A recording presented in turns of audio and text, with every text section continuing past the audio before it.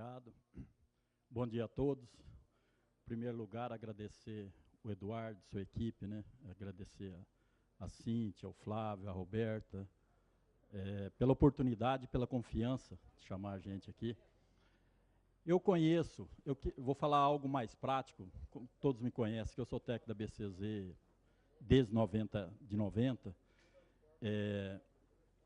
Então não sou palestrante, vou falar mais prática, vou falar mais sobre a genética aditiva. Eu conheço desde a década de 90, no começo de 90 eu fiz os primeiros registros na genética aditiva. E eu sempre gostei muito, desde que comecei a vir aqui, pela capacidade que o Dr. Hélio tinha de formar equipe. Esse talvez é o ponto principal que nós tivemos, que eu sempre admirei, foi o Dr. Dr. Hélio formar a equipe. O comprometimento de cada um. Você pega desde o gerente, capataz, os peões de campo, então sempre um povo comprometido, isso faz a diferença. Todos muito comprometidos com todo o programa. Você pega cada um querendo que aquilo melhore a cada ano. Então, de praticamente 20, 25 anos, 26, eu nunca vi na genética que não teve um salto de ano a ano. Então, isso é muito interessante. Esse comprometimento, isso aqui sempre formou, sempre teve como uma indústria. Isso aqui sempre melhorou mesmo, sempre nós tivemos essa evolução a cada ano. Onde que pula aqui, Fé?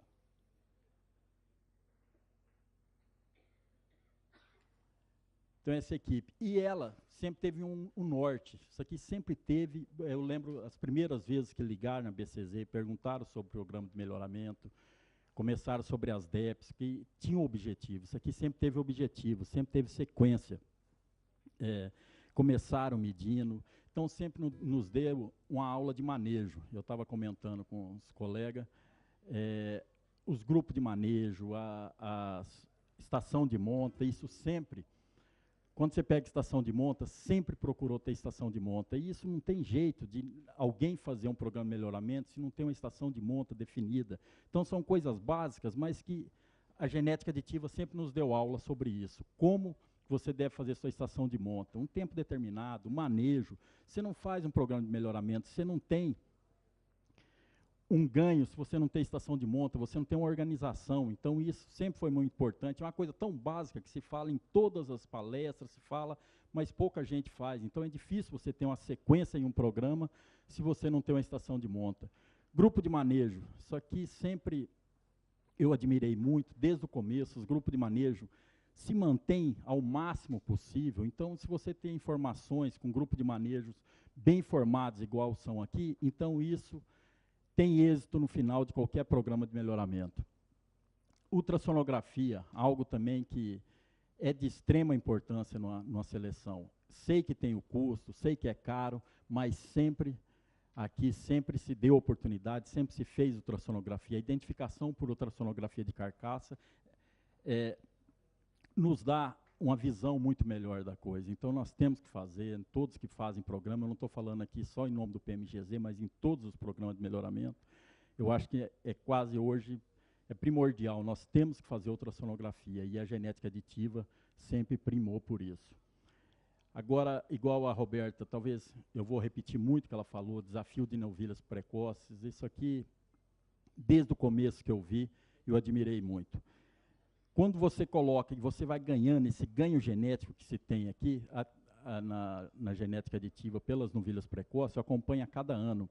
E isso é interessante, que eu venho na estação de monta, você vê os acasalamentos, você vê, eu participo do controle dos animais, do RGN, do RGD, então quando você controla os animais, você vê a bezerrada. Isso para nós da BCZ é muito bom, você vê o número dos animais, você vê todos, passam todos para mim, todos os anos, você controla todos os bezerros, então isso você avalia muito, essa oportunidade que nós temos de avaliar. Avaliamos por volta de 2.000, 1.500 a 2.000 bezerros, todo ano são controlados, então nós sempre controlamos os animais.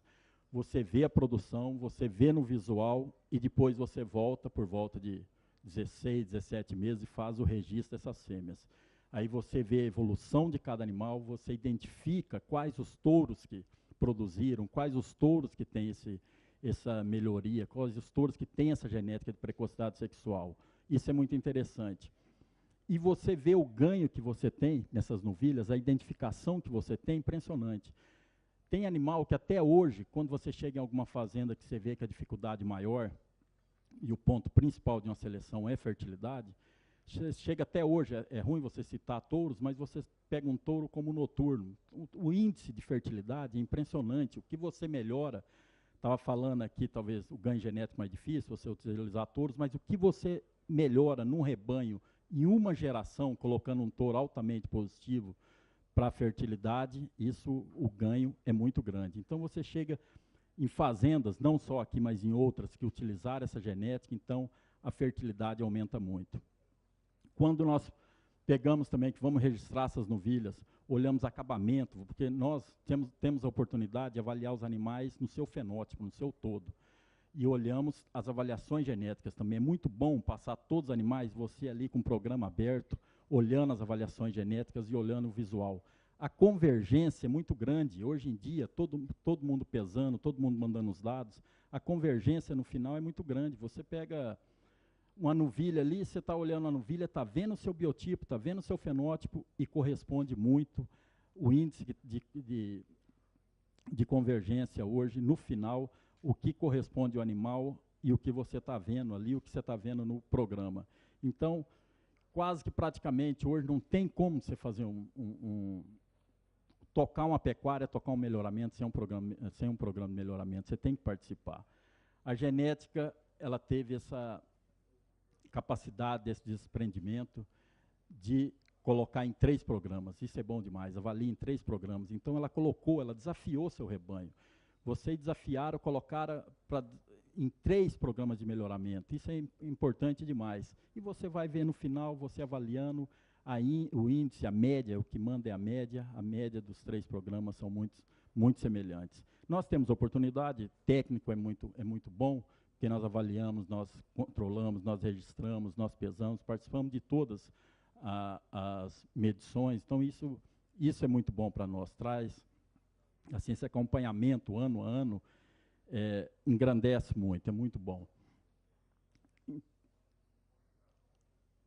Aí, quando eu vou falar mais rápido um pouco, tem a palestra do Henrique também, e praticamente ele é o que vai falar mais sobre o programa nosso, mas falando só as características que mais admira e que você mais, que passou toda essa confiabilidade que o mercado hoje respeita muito. Não foi à toa que a genética está onde ela está, é porque ela traçou seu rumo e ela tem muito definido. Então, quando você chega, você procura temperamento, aqui tem. Você pega animais, assim, o que eu vejo na prática, a bezerrada muito mansa, você chega no final, bezerrada mansa, você anda no meio. E isso para o manejo é essencial, em todas as características que interferem, né? Você no manejo, em fertilidade, em peso de bezerro, em índice de desmama, assim, muito pouca mortandade por temperamento bravio. Então você tem, e é muito importante essa seleção. Acabamento, eu estava falando com um colega ali, quando você pega em acabamento, hoje, se você procura gordura, se você procura acabamento, isso vem muito da precocidade sexual, né, das novilhas mais jovens com gordura. Quando você pega acabamento de carcaça, aí sim a genética também faz a diferença. Você vê o resultado final dos touros, isso aqui faz muita diferença. Precocidade sexual. Tive a oportunidade de registrar, igual ela estava falando, animal aqui com 11 meses, então você registrando touros hoje, quem que falava isso? Eu estou há 27 anos registrando, quem falava que você ia registrar touros com 15 meses, com semi-congelado, né, já vacas prens de um touro de 15, 16 meses. Então, essa evolução foi muito rápida, esse ganho genético foi muito rápido. Então, o tempo de geração no zebu é longo, mas a resposta é muito rápida.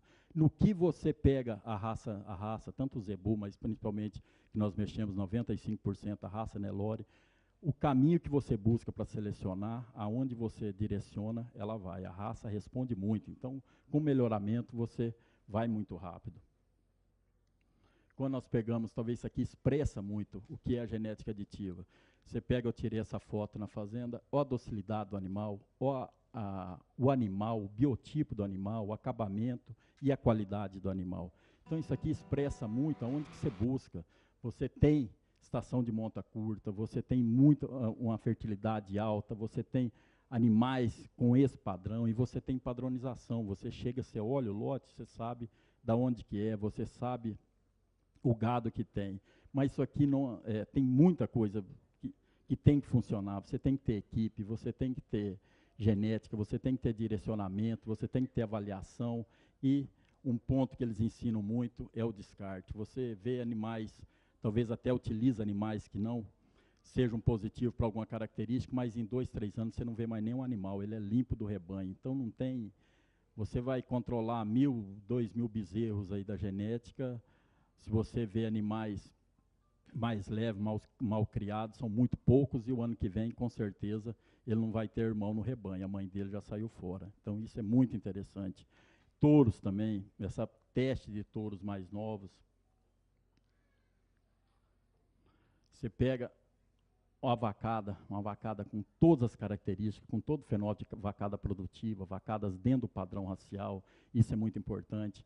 Nunca tive um desrespeito dentro da genética em termos de tipo de padrão racial, então eles formaram um padrão racial, a genética tem um tipo de animal, isso é muito importante, ela tem padrão, todos os animais dentro do padrão da raça, então isso é importante, conseguir fazer animais de tipo, animais com acabamento, animal com avaliação e animais provados, isso é muito importante.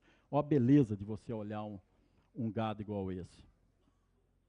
E principal, quando colocamos dentro do PMGZ, olha o que a genética resultou. Então, nós somos muito agradecidos de terem vindo para o PMGZ. Indiretamente já eram avaliados, que os touros muito utilizados, mas isso aqui mostra o que a gente acompanha há 20 e poucos anos, aonde que chegou. Teve um rumo, teve um norte, temos esses animais, temos animais entre os 10 primeiros, 9 têm genética aditiva, são filhos direto, ou são do rebanho, ou animais filhos de touros da genética aditiva. Isso é muito importante para nós. Então, basicamente, é isso. Eu vim mais para falar do nosso trabalho da BCZ, do nosso registro, e mostrar o que é a genética aditiva, essa confiabilidade que ela tem, esse direcionamento que ela tem. Então, eles focaram, se você vai em qualquer rebanho que eu acasalo, que eu utilizo o touro da genética aditiva, quando você vê em acabamento, quando você vê em fertilidade, você vai fazer medições de circunferência escrotal, é impressionante esse ganho que se tem utilizando esses touros provados dentro da genética. Então, você pega, na hora da medição, você vê. Então, o fenótipo bate muito com o programa de melhoramento. O Henrique vai falar melhor para vocês sobre o nosso programa, sobre os índices, a evolução que teve nesses 20 anos do rebanho de vocês dentro da BCZ. Essa evolução, esse ganho genético foi muito importante. Mas falar principalmente assim pela capacidade, pelo que tem, pelo comprometimento que ela tem e pela evolução a cada ano que vocês têm. Vou passar para o Henrique. Obrigado.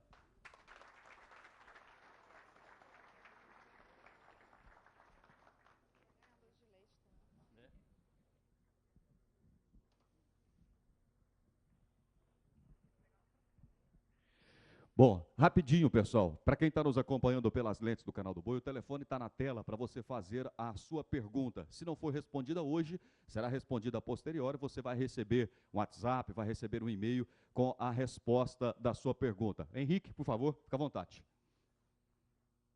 Muito obrigado. Boa tarde a todos. Bom dia ainda, talvez. Primeiro, gostaria de agradecer à Genética Aditiva pela oportunidade de poder falar do Programa de Melhoramento Genético de Zebuínos, do PMGZ, da BCZ. Eu vou passar rapidamente alguns conceitos e vou mostrar o que a BCZ tem feito hoje, o que a gente tem planejado para o futuro e como que está a genética aditiva ao longo dos últimos anos em termos de melhoramento genético, com todo esse trabalho muito consistente e continuado. Bom, primeiro surge uma pergunta, né? Se fala em genética, mas isso precisa ter um objetivo. Para que se trabalha com genética, né? Ou qual que seria a contribuição da genética na produção sustentável da carne? Produzir mais com menos recursos, isso é eficiência. Produzir mais em menor tempo, isso também é eficiência. E isso implica em maior lucro, porque ninguém seleciona, ninguém cria só porque é bonito. Existe um objetivo econômico nisso, e muito sério. Maior lucro, isso gera mais empregos também, isso tem um impacto social muito grande, além de causar um menor impacto ambiental. Se você consegue produzir a mesma quantidade de alimento, gastando menos recursos, né? Isso é eficiência, isso é sustentabilidade, tanto do ponto de vista econômico, quanto do ponto de vista social, quanto ambiental. Isso aqui foi um trabalho publicado por pesquisadores do Texas. Eles avaliaram em 20 anos, eu vou explicar o que é isso aqui.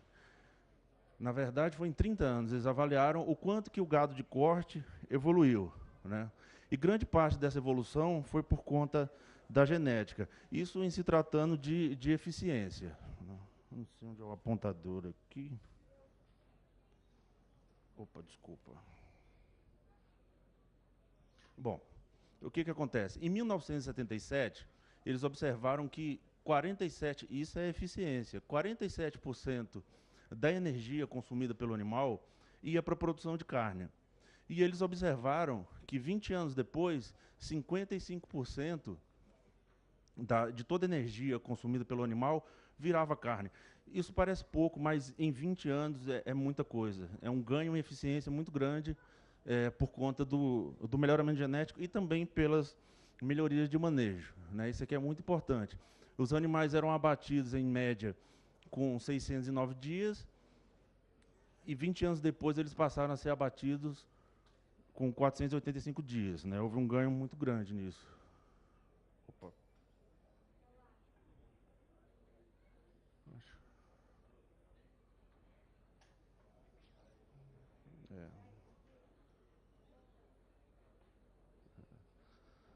Tivemos um pequeno probleminha técnico, acho que já... Não dá para fazer o apontador. Você vai ter que aproximar da tela quando você tiver que mostrar alguma coisa. Certo. É o erro lá, não é aqui, tá? Fica Tá tranquilo. bom, tá bom. Mas é que agora sumiu. Tá. Obrigado.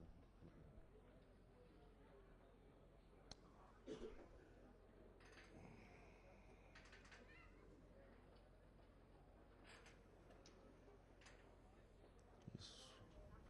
Estamos voltando aqui com a apresentação. Bom, como eu estava falando, né, a questão da eficiência, e que foi observado, é muito interessante esse estudo, mostra que o perfil do gado realmente mudou, né? Isso aqui, eu vou destacar, isso aqui é o quanto que se gasta a menos para produzir de recurso a mesma quantidade de carne. E eu destacaria a questão da água. Hoje se gasta, né, com base nesse estudo, 12% menos água para produzir a mesma quantidade de carne. Isso é muito importante. A questão da terra também, só é necessário 66% da terra, de acordo com esse estudo, para produzir a mesma quantidade de carne. E outros fatores que eles observaram, o número de animais, a questão de emissão de gases, utilização de combustíveis fósseis, reduziu 20% para produzir o mesmo quilo de carne. Bom, e onde que entra a genética nessa história, né? A gente, do ponto de vista da avaliação, né? A gente tem um fenótipo observado, que é aquilo que a gente vê e aquilo que a gente mede, né? Nem tudo que é fenótipo é possível de se medir, por isso que a avaliação visual ainda é muito importante, né? Ainda não foi dispensada, é muito importante, porque nem tudo pode ser medido. E ela é determinada por uma porção da genética, que é a genética aditiva. Essa é passível de seleção, essa se acumula e essa vai para gerações seguintes. Uma porção do ambiente, que é controlável, e isso é muito importante. As predições acerca da genética aditiva serão tão melhores quanto o ambiente for melhor controlado. O que é isso? São os lotes corretos, é uma escrituração zootécnica correta, é informação sobre o ambiente de criação dos animais, né? Identificar o ambiente de modo que os animais sejam comparados de forma direta apenas aqueles que tiveram a mesma oportunidade de expressar o seu potencial genético. Esse é o conceito fundamental de grupo de contemporâneos. E isso é muito importante para que a genética aditiva seja identificada com um grau aceitável de acurácia. E aqui é o resíduo, que é aquilo que a gente não tem controle. Mas, se trabalharmos em cima do ambiente controlável, esse resíduo tende a diminuir. Bom, aqui é só para mostrar que a avaliação genética não é uma coisa nova, não é novidade. Essa metodologia ela deve ter pelo menos uns 50 anos. E é a mesma que se trabalha até hoje. E qual que é o grande... o que ela traz de importante para nós, né?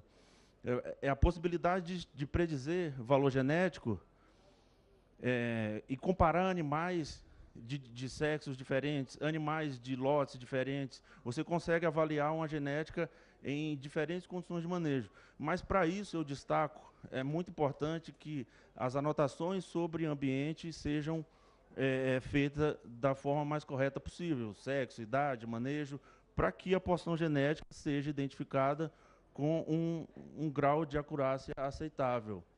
E o que é DEP? Né? A gente falou em valor genético, mas os programas trabalham com DEP, porque o reprodutor, logicamente, ele passa somente metade da sua genética. Né? O valor genético é o valor do indivíduo, e o DEP é o que se espera em sua progênie, é metade. Né? É o valor genético do gameta, é o valor genético do espermatozoide, do óvulo, né? É o valor genético do animal como reprodutor. E são medidas relativas e que podem variar com a inclusão de informação, porque a DEP é uma predição e a avaliação busca alcançar o máximo o valor genético verdadeiro. Quanto mais informação tiver e quão maior for a qualidade dessa informação, mais se aproxima do valor genético verdadeiro, e é isso que se busca. É aí que entra a acurácia, né? Se fala muito em DEP e se fala pouco em acurácia. A acurácia, como estamos tratando de uma predição, é a medida de incerteza, né? Quanto maior a acurácia, maior a chance daquele valor refletir na realidade, maior a chance da DEP refletir na prática. É uma medida de confiança, e quanto maior a acurácia da DEP, menor a possibilidade de mudança na estimativa. Ou seja, já está com um grau de proximidade do valor genético verdadeiro aceitável. Isso aqui eu coloquei um exemplo para ilustrar, 2 animais com a mesma DEP, sendo que um tem a acurácia para essa DEP de 85 e o outro de 25. Existe uma medida que a gente calcula que é muito importante, a possibilidade de mudança. A gente calcula o intervalo de confiança e é quanto, baseado na acurácia, que essa DEP pode mudar. Veja bem, o animal com acurácia de 85, não existe possibilidade, com a inclusão de informação, pelo menos a curto prazo, de se tornar negativo. Ele varia de 7,74 até 12,26, considerando a DEP de mais 10. Já o animal de acurácia baixa, ele pode ser tão mais positivo quanto tão mais negativo.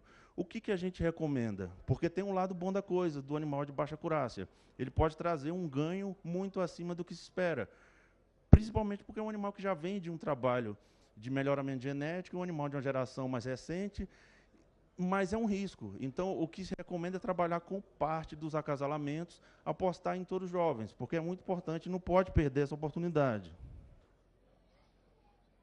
Bom, aqui eu coloquei para ilustrar, né, falando de acurácia, qual que é a origem do valor genético.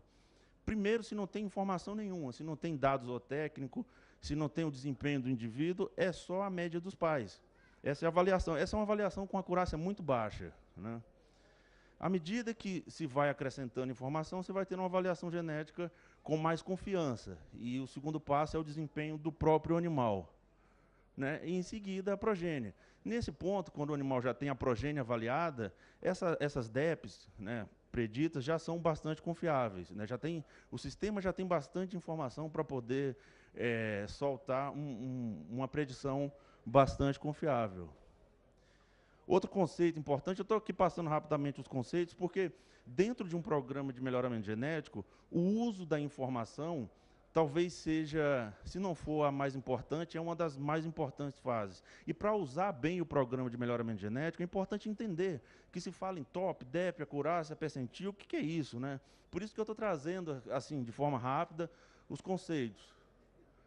ele indica o percentil, top, né, que se fala tanto, qual a proporção de animais que tem DEP ou índice também melhor que um determinado valor para uma determinada característica. Eu vou explicar melhor o que é isso.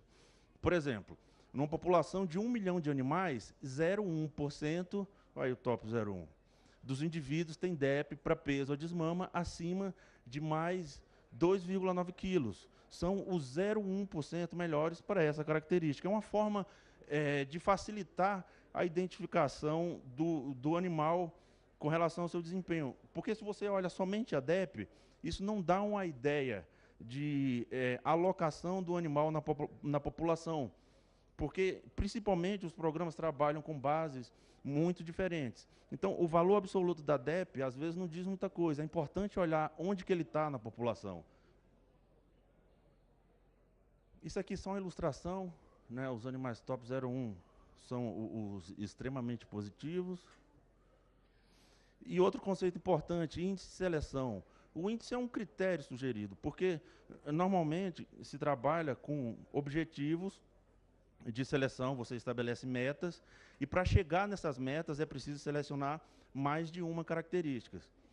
E umas são mais importantes do que as outras, então é necessário atribuir pesos a elas para construir um critério único de seleção, com o objetivo de facilitar o trabalho de escolha dos animais que serão os reprodutores.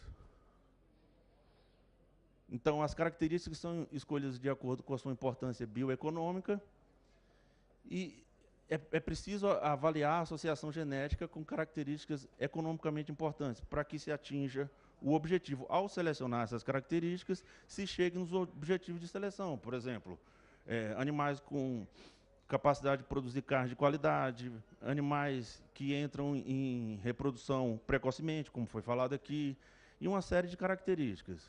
A parte de habilidade materna. Isso aqui, hoje, é o índice da ABCZ, né? Nós temos características de habilidade materna, crescimento e reprodução. Estamos trabalhando um índice econômico, né? Eu vou mostrar mais para frente, em parceria com o Dr. Michael McNeil, que é a maior referência, talvez, hoje, no mundo, né, sobre o assunto. Outro conceito importante é de tendência genética. E aí, é nesse ponto que eu vou mostrar como que está a genética aditiva em comparação com a raça e ao longo dos anos. É um diagnóstico, uma ferramenta de diagnóstico. Para tomar a decisão, é preciso entender como que o rebanho está. E é preciso avaliar isso para tomar as decisões de acasalamento, de seleção. Aqui, para peso a desmama, de 2002 a 2016, a gente observa que a genética aditiva está bem acima da raça e que, nesse período, quase quintuplicou a média genética do rebanho. Isso é uma evolução muito grande, né? Para melhoramento genético, isso é pouco tempo.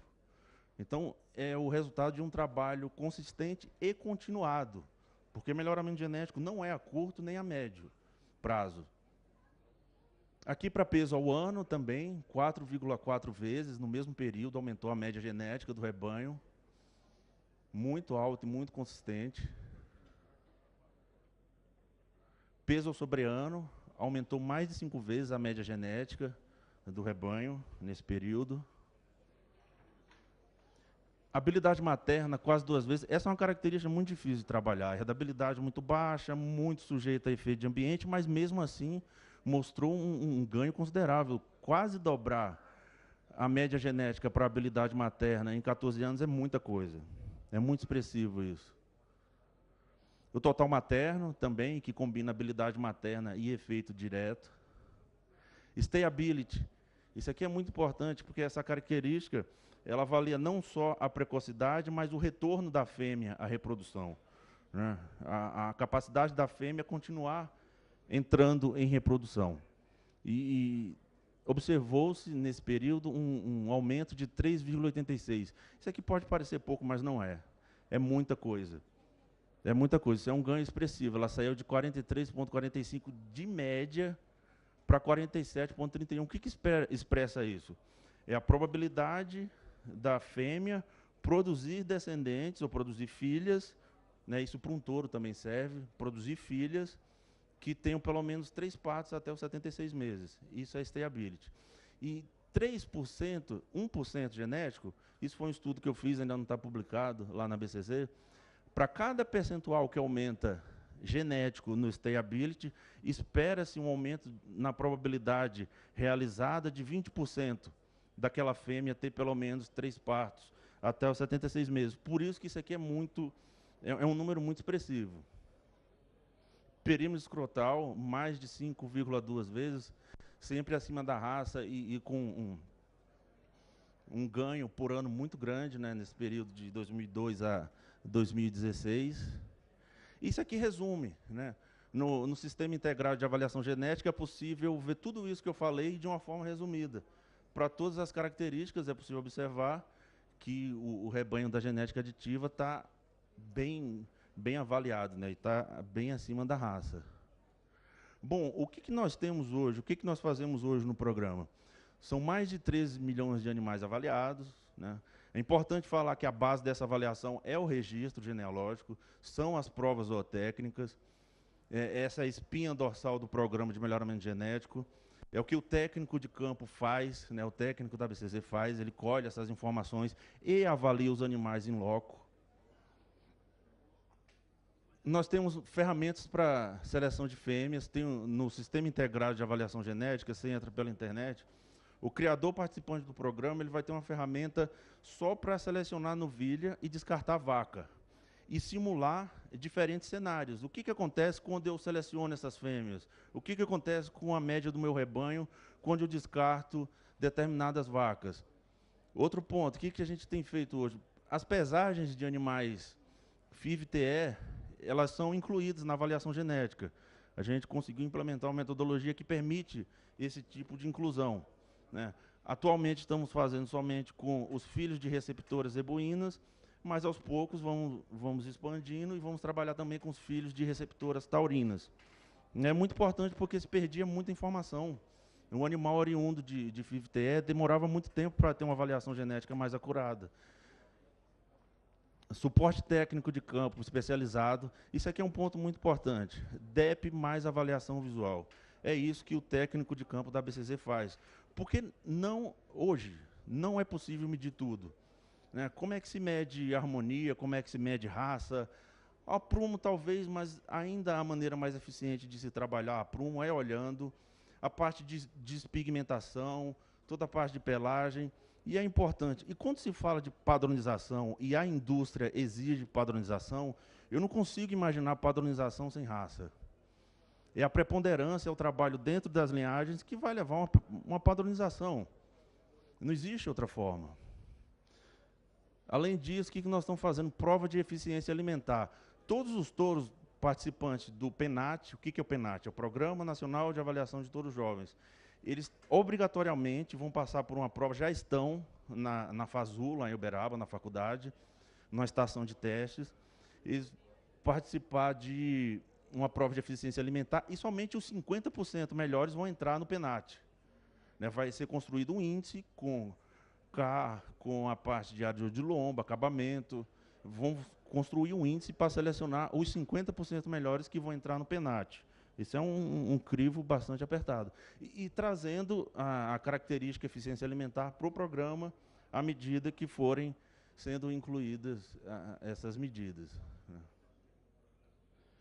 E o que nós temos para em breve? Primeiro, a DEP melhorada pela genômica.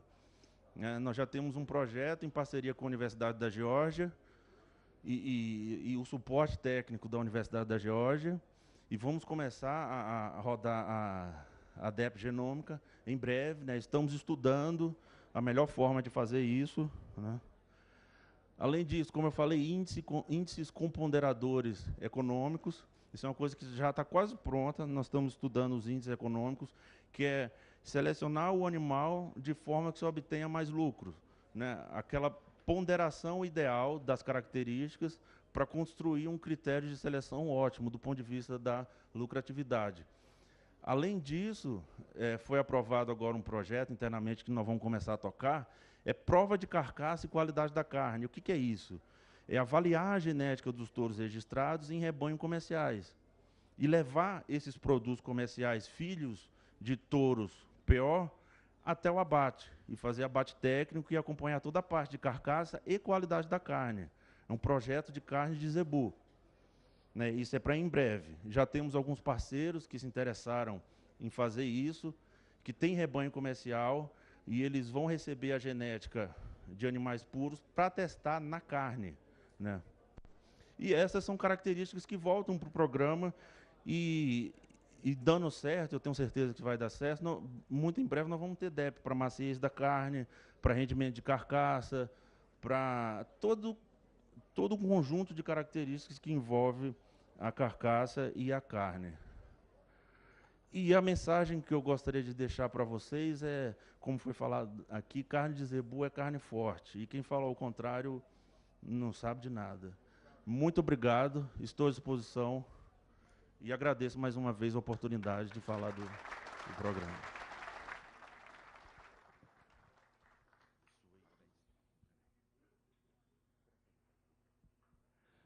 Bom, nós temos alguns minutinhos. Vamos fazer o seguinte, pessoal que está nos acompanhando pelas lentes do Canal do Boi, como já foi dito, o pessoal vai fazer as suas perguntas pelo telefone, que vai aparecendo na sua tela aí daqui a pouquinho. E aí, essas perguntas serão respondidas posteriormente. Vamos fazer o seguinte, pessoal que está aqui no recinto, façam suas perguntas por escrito. O Flávio está com papel, ali, o Flávio está lá, ó, quem quiser fazer uma pergunta com ele, acho que ele tem algumas meninas da programa também, com a Cíntia está aqui, ó, à frente, quem quiser fazer alguma pergunta por escrito, eu não sei se será montada uma mesa aqui para que os palestrantes possam responder. Enquanto isso, você pode escrever a sua pergunta, de repente, qualquer palestrante que fez a sua palestra e alguém tiver alguma dúvida, você pode ficar à vontade para fazer a sua pergunta por escrito, por favor. Isso, doutora Roberta, por favor. Então, a doutora Roberta já vai aproveitar esses últimos minutos que nos restam. Nós vamos até às 13 horas pelo horário de Brasília, pelo Canal do Boi. E aí ela já vai aproveitar para responder também para os amigos que estão nos acompanhando pelo Canal do Boi e os amigos que estão presentes. Doutora Roberta. O Orivaldo me fez uma pergunta durante a apresentação sobre como que era feito o manejo das novilhas pós-desmame. Como eu disse, tem duas fazendas dentro da genética aditiva, que é a relva, que fica em Aquidauana, na verdade são 4 hoje, né? Mas as multíparas ficam na fazenda relva, que é Aquidauana, e quando as fêmeas e os machos passam pela desmama, eles saem da fazenda e vão para uma segunda fazenda, que é a Remanso, onde eles vão ser recriados. E as fêmeas que são desmamadas aqui na Canaã, elas permanecem aqui na Canaã. Então, nós vamos ter fêmeas sendo recriadas na Remanso e aqui na Canaã.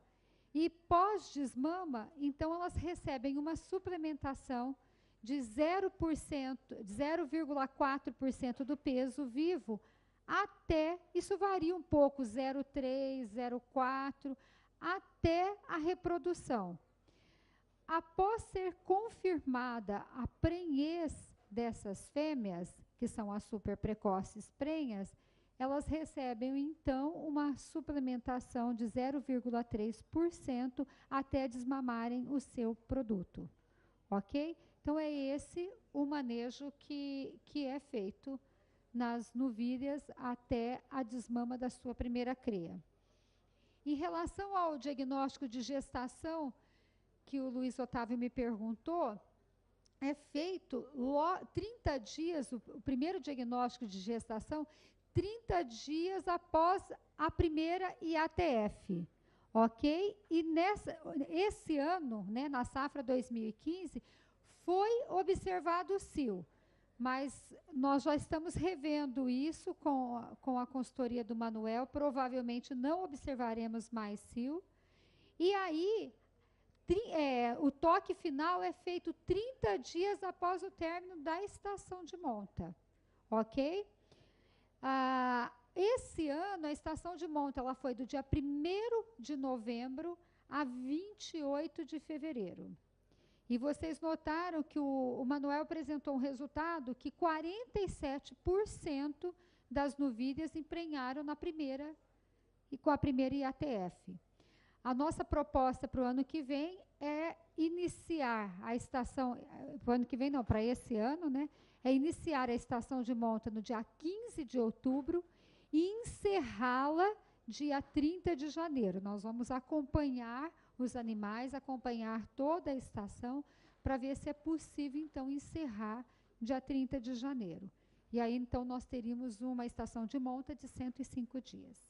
Essa é a nossa proposta para esse ano, ok? E 100% dos animais, tanto do projeto de precocidade sexual como das multíparas, foi IATF esse ano. Nós não utilizamos monta. Os touros reservas, nós coletamos sêmen, os touros jovens, e utilizamos na IATF. Sim. A IATF, nas novilhas, ela segue o período da monta. Nós não nos preocupamos. Eu fico lhe devendo o índice médio que deu, se foi 1,5 ou 2 IATFs por animal. Senhor Hamilton, de Mineiros, Goiás, está perguntando a idade ideal para a desmama. Essa é uma pergunta que todo mundo faz. Eu vou fazer uma resposta, eu vou dar uma resposta por aqui. Nós já estamos observando esse ano, e eu não tenho ainda essa informação nessa desmama que nós fizemos agora, um percentual muito grande de animais com peso acima de 300 quilos. Nessa desmama agora, que foi a safra 2016. E isso nos chamou a atenção, então, se não deveríamos antecipar a desmama, fazer com 7 meses ou 6 meses e meio. Nas condições da fazenda da relva, que é em Aquidauana, como não é, quem conhece a região de Aquidauana sabe como que é a qualidade da terra lá e das pastagens, né? Então, lá ainda, nós fizemos esse ano com 8 meses, mas nós vamos reavaliar isso devido a esse percentual muito grande de animais com peso acima de 300 quilos ao desmame. Eu vejo que cada sistema de produção deve ser avaliado para você, então, concluir qual que deveria ser a idade de desmama, porque a diversidade ela é muito grande dentro das regiões do Brasil. Então, a minha sugestão é que de cada sistema de produção faça uma avaliação e, então, conclua se deveria ser com 7, com 8, ou com aquelas desmamas precoces, mas aí depende muito do manejo, precisa de um bom acompanhamento para que possa, então, tomar essa decisão. Eu gostaria de convidar os palestrantes, por favor, para tomarem seu lugar aqui. Doutora Roberta, por favor, tome seu lugar na mesa. Eu gostaria de convidar a todos os palestrantes para tomarem seu lugar aqui rapidinho. Nós temos alguns minutos ainda. O telefone continua na tela do canal. Nós temos 7 minutos para o encerramento da transmissão, né? Mas, enquanto isso, nós vamos continuar respondendo as perguntas das pessoas que se fazem presentes. Eu quero agradecer a presença em nome da Genética Aditiva do Vilela, do Grupo Vicunha, Geraldo Magela, João Borges, que está presente também, o Humberto e o Cássio e Uli presentes conosco. Muito obrigado. O pessoal do Tabapuã também está por aqui. Muito obrigado. Bom, vocês podem ficar à vontade. Eu acho que as meninas já vão direcionar algumas perguntas. A Cíntia também tem perguntas ali para fazer. Passa o microfone para a Cíntia lá, por favor. E para quem for direcionado a pergunta, o palestrante pode ficar à vontade para responder, por favor. De preferência por isso. Se o pessoal quiser perguntar aqui também, às vezes vai mais rápido do que escrever. É verdade. Pode ser. Tem alguma pergunta? Quem tem pergunta, só erguer a mão, nós vamos até lá. Fica mais fácil assim. Acho que mais rápido. Bem lembrado. Não tem pergunta? Se não tem perguntas, vamos fazer. Tem uma pergunta lá. Vamos fazer um tour daqui a pouquinho apresentando as fêmeas precoces e super precoces que foram mencionadas na palestra, inclusive mais na palestra da doutora Roberta Gestal. Pode ficar à vontade, por favor. Eu queria perguntar como é que a genética está lidando com a reabsorção de fetos, né?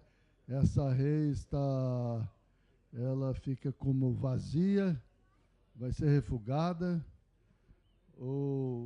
e também se ela conta no índice de prenhez das avaliações, né? Feita no no início, logo após a inseminação.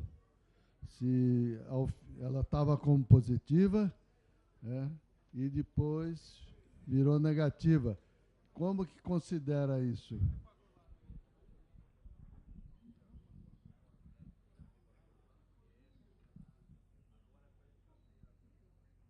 O nome do senhor, por favor?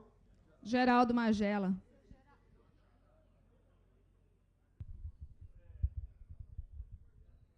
Seu Geraldo, o índice tem sido muito pequeno aqui, de absorção.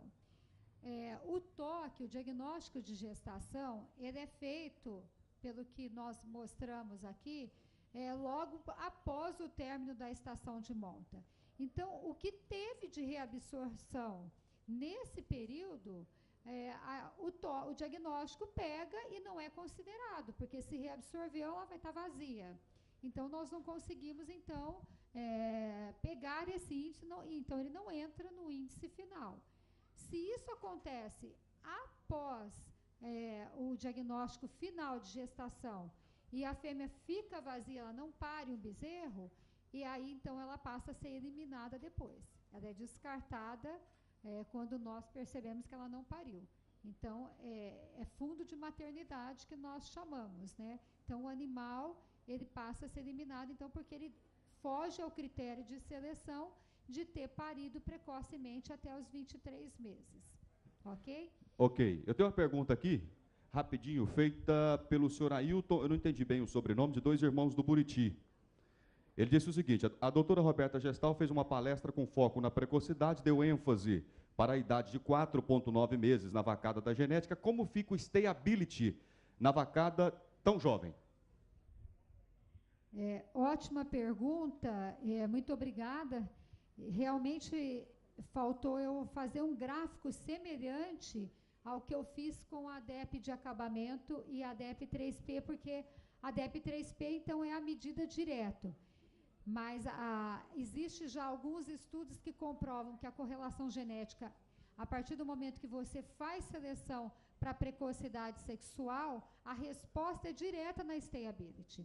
E os gráficos da genética aditiva mostram isso, porque não houve uma seleção direta para stayability até recentemente, e sim para precocidade sexual e para as características de carcaça, principalmente para acabamento. Então, houve uma resposta direta na evolução, na tendência genética da stayability.